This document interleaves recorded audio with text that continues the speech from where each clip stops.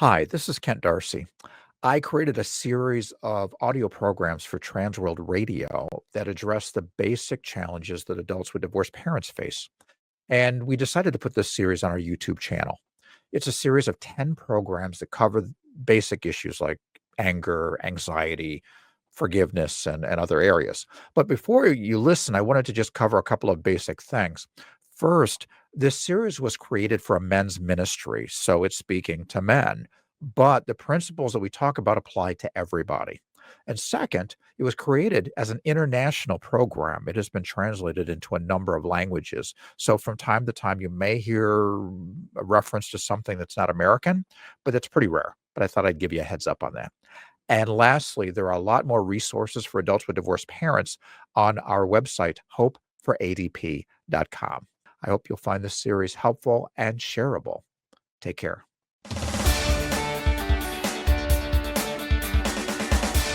Here's kind of a glimpse of what 10-year-old John is thinking. I want to sit with my dad because I hardly get to see him, but mom wants me to be with her because she's mad at dad and she hates his girlfriend Molly. But if I sit with my mom, my dad will be upset because he says he hardly ever gets to see me and he wants me to like his girlfriend, but I like mom. But I'd like to sit with my dad, but if I do that, I hurt mom. But if I sit with my mom, I hurt dad. Welcome to Champions Arise. I'm your host, Foster Braun. This dialogue was from our last program. Kent Darcie, the founder of Adult Children of Divorce Ministries, used this story to illustrate one reason why children of divorce have anger issues. Today, we're going to look at effective ways to overcome our anger, so please stay with us.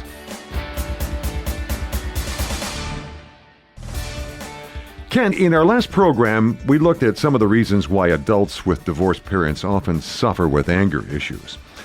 As an adult of divorce, did you have any of those same issues with anger?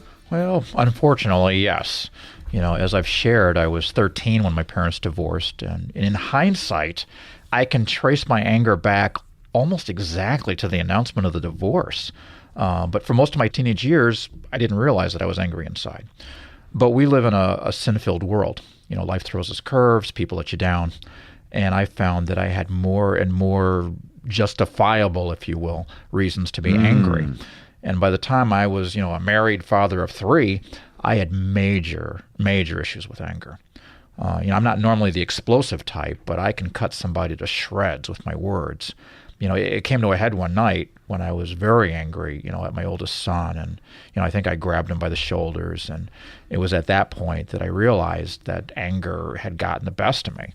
I apologized to my sons. I told them that this behavior was not acceptable for a Christian man. And I told my wife I was going to get professional help. And I did. I saw a therapist.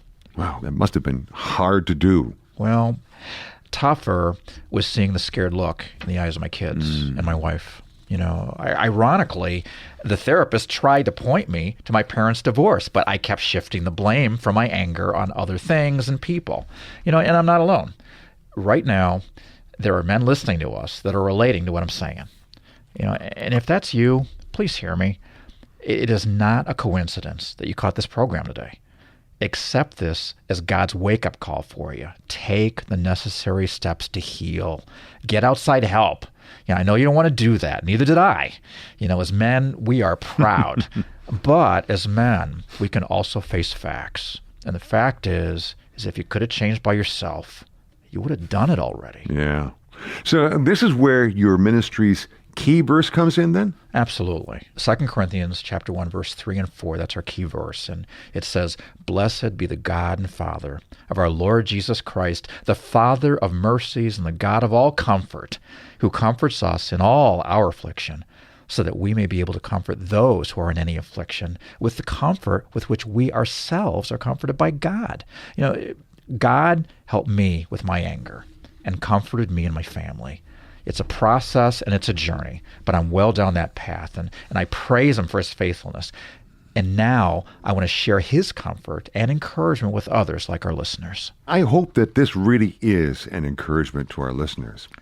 So, all right, now, what are the ways that we can deal with this anger?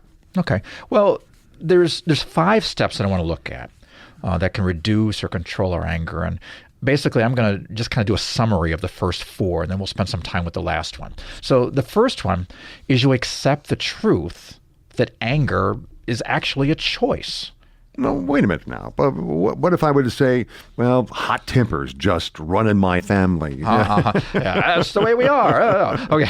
Well, it doesn't matter. The truth is, the reality is if I gave $1,000, say, for every consecutive day that, our listeners didn't get angry, and kept it up for 30 days, I'm confident that most of them would make it through, even those from hot-tempered families, and those who didn't complete the month would still probably make it a week or two. The bottom line is anger is a choice. And the second thing is you want to get more information before you respond in anger. Ask, is there another side to the story? Do we have all the facts? Asking this question helps us to see the bigger picture, and it buys us time to cool down. It's kind of like that, take a deep breath, count to 10, and cool down. It's really important. Yeah, absolutely. And the third thing is to tell God how angry you are and why. We sometimes think that we can't really be honest with God, but we can. I love Psalm 142, verses 1 through 3 says, I cry out to the Lord. I plead for the Lord's mercy. I pour out my complaints before him, and I tell him all my troubles, for I am overwhelmed, and you alone know the way I should turn. I think the words in that verse, I am overwhelmed, describe the dilemma some of the men who are listening right now are facing when it comes to overcoming their anger. Yeah, it is a big problem. I'd absolutely agree. But praying to God and telling him all our troubles, as the psalmist wrote, is very, very helpful. And the fourth item in our list is do something constructive that discharges the anger. Pray. Listen to God-focused music. Take a walk. Read a book. Play a sport. Call a friend. Whatever is your thing where you can get the anger out.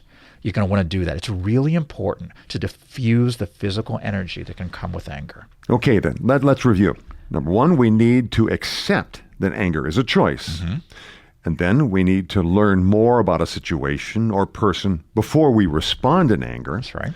3, share with God in prayer why we're angry and how we really feel. Yeah. And then finally, find some constructive outlets to diffuse the anger, as you said, kind of bleed off the pressure. Yeah, that's really important. Okay, so those are the first four. Now, I want to look at a tool that kind of brings all this together. It is very important to identify the real cause of our anger. As I had said earlier, we blame. But we have to identify what's really going on. When we're angry, we'll blame people or things, but in reality, we get angry because particular emotions are triggered. For the sake of our conversation, we're going to say that these include guilt, insecurity, or inadequacy, fear, and trauma or pain. And it's interesting, Doctors Tom and Beverly Rogers from Soul Healing Ministries created kind of this acronym that can help us remind it. They call it the GIFT exercise, and the acronym is GIFT, G-I-F-T. And G stands for guilt. I is for inferiority or inadequacy. F is for fear. And T is for trauma. Let me go through that again. G is for guilt. I is for inferiority or inadequacy. F is for fear. And T is for trauma. G-I-F-T. And the Rogers created the GIFT exercise basically to help people work through the anger-causing situations they face. Because instead of reacting to them, we want to work through them. So simply put, when the anger is triggered in us, when something happens that triggers our anger, we need to figure out which one of these four items is most likely the problem. When something triggers us, we want to ask, are we feeling guilt?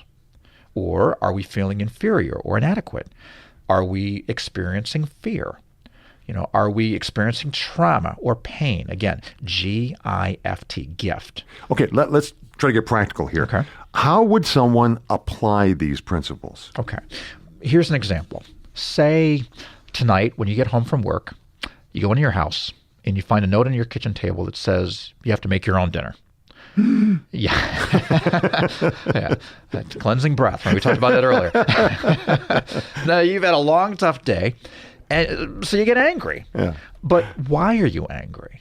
Well, it's easy because she normally has dinner for me when I get home. Well, yeah, but is that the real reason? Well, let's check. We'll use the gift exercise. The first letter is G. Now, G says, are you feeling guilty? Now, as we peel back this, maybe your wife's been complaining that you're always coming home late.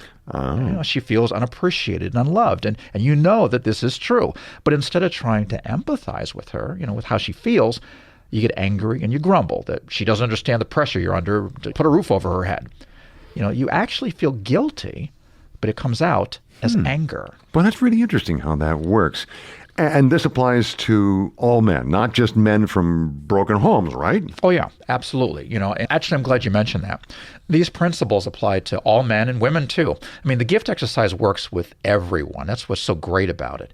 And moving on, the second question starts with the letter I. Now, you have this note. Has her note triggered feelings of inadequacy or inferiority? Again, maybe she's been complaining about the job.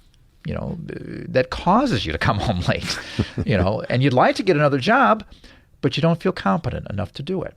You always feel inadequate as a husband because you think you're doing your best, but it never seems to be enough.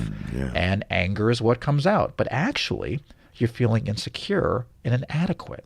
Do I feel inadequate is kind of a tough question for men to ask themselves. I mean, to admit to, isn't it? Absolutely. But the third question, the F in our gift exercise, is worse. Do I have fear? Am I afraid of something? Men don't believe male and fear belong in the same sentence, do they? No, they don't.